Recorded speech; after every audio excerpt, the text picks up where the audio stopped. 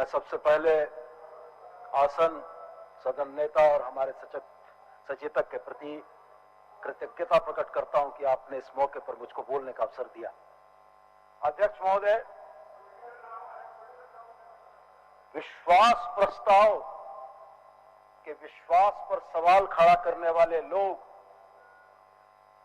जिनको जनता के जनादेश पर भरोसा नहीं है, जनता के जनादेश का अपमान करने वाले लोग, मध्य प्रदेश से लेकर कर्नाटक से लेकर महाराष्ट्र तक में लोकतांत्रिक तरीके से बनी हुई सरकार को गिराने वाले लोग, आज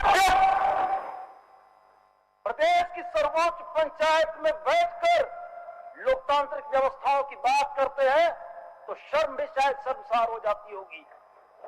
यही वो लोग हैं मान्यवर जो बहेलिया बनकर घूम रहे हैं, इनके ही लोग हैं मान्यवर जो जनतंत्र का हरण करने की बात कर रहे हैं।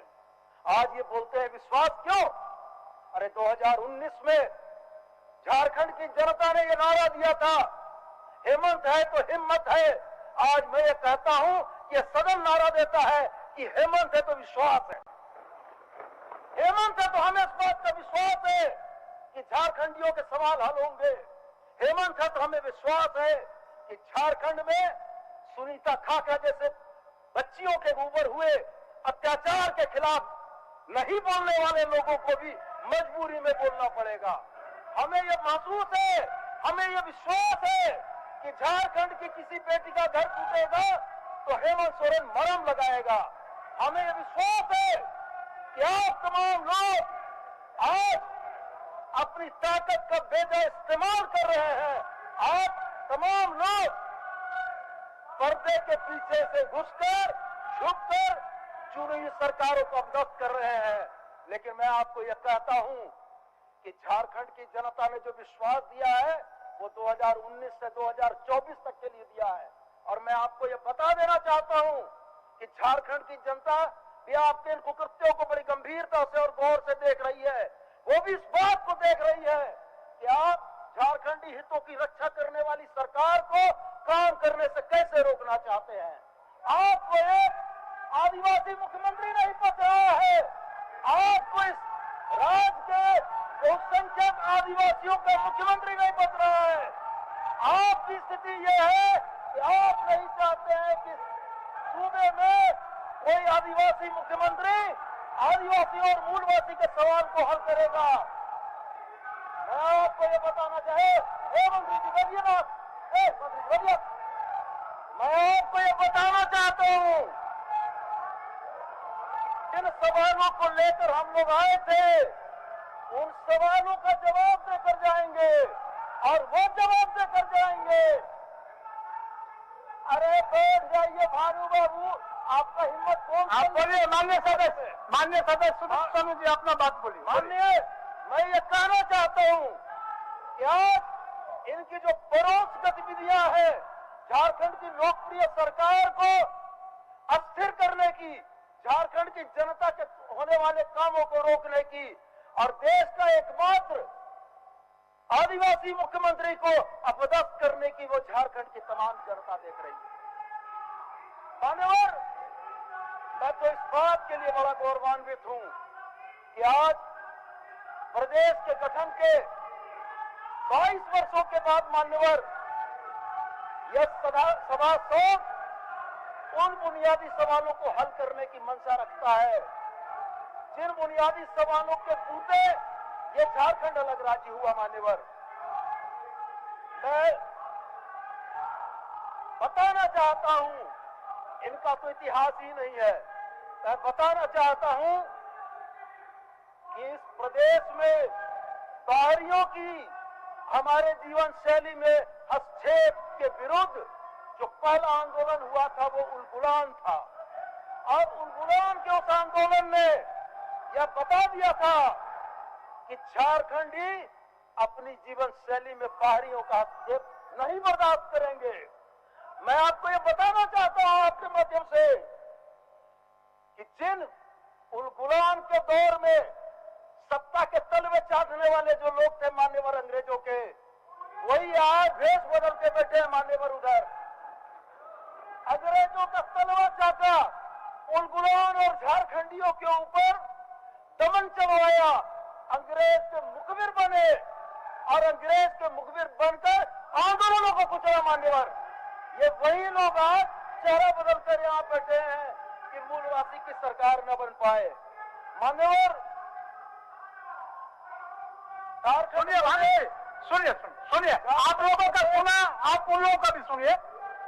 आपका बात, सारा बात आपका सुना, आप उनका भी बात सुनिए।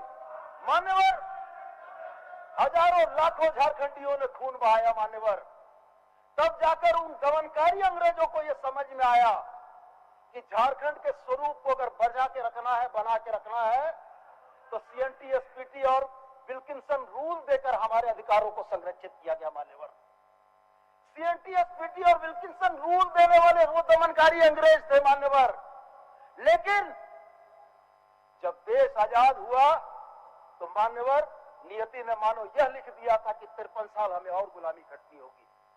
आजादी से पहले हम अंग्रेजों के चारागाह थे। मान्यवर, और आजादी के बाद यही बाहरियों के पोषक का चारागाह बने रहे सर 21 वर्ष। आज यही बात मैं आपसे कहने के लिए आया हूं मान्यवर कि CNT SPT के एक्ट के बावजूद झारखंडियों की जमीनें लूटी गईं, फर्जी कागजात बनाकर कल कारखानों में इन लोगों ने नौकरियां दिलवाई। आज डेमोग्राफी चेंज से बचाने के लिए अंग्रेजों ने CNT SPT दिया था और इन लोगों ने 53 और ये 21 वर्षों में झारखंड की डेमोग्राफी बदल के रख दी। मान्यवर, धनबाद चले जाए हम, खोरछा हाशिए पर चला गया। मान्यवर, बोकारो चले जाए हम, छपरा मोड़ सिवान मोड़ कहाता है। रांची जब हम आते हैं मान्यवर, तो रांची की हवाओं में सादरी की जो मिठास थी वो मिठास गायब कर दी इन लोगों ने। मान्यवर, और कितना सहेंगे, कितना सहेंगे?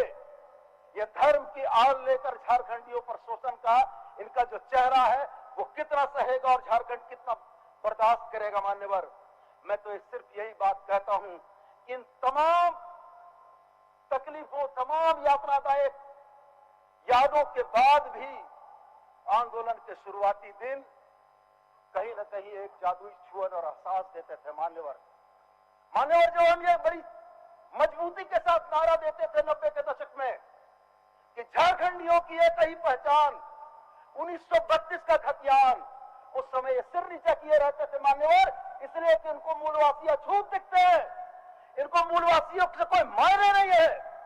तो मान्यवर, CNT के वाले इन लोगों ने खुटकट्टी और खतियानियों के बराबर ला खड़ा कर दिया 85 के लोगों को। मान्यवर, अगर 85 की स्थानीयता है तो झारखंड के नौजवानों को नौकरी नहीं मिलेगी। मान्यवर, आज झारखंडी नौजवान अपनी अस्मिता और झारखंडी प्राइड के लिए चाहता है कि इस प्रदेश की स्थानीयता का कट ऑफ मार्क, स्थानीयता का आधार वर्ष 1932 लागू हो।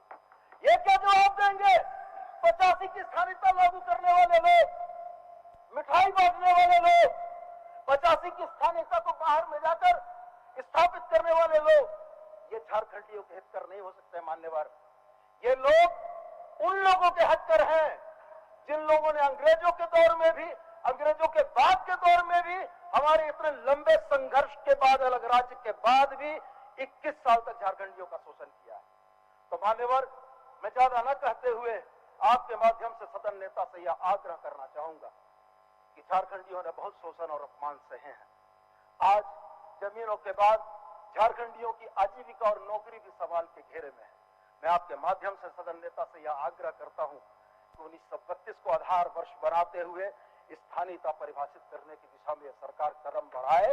और मैं ये जानता हूं कि ये इनकी मजबूरी है कि इनको चुप रहना होगा। 32 की आग को छूने की ताकत जो करेगा जल के भस्म हो जाएगा, राजनीति खत्म हो जाएगी, मैं जानता हूं।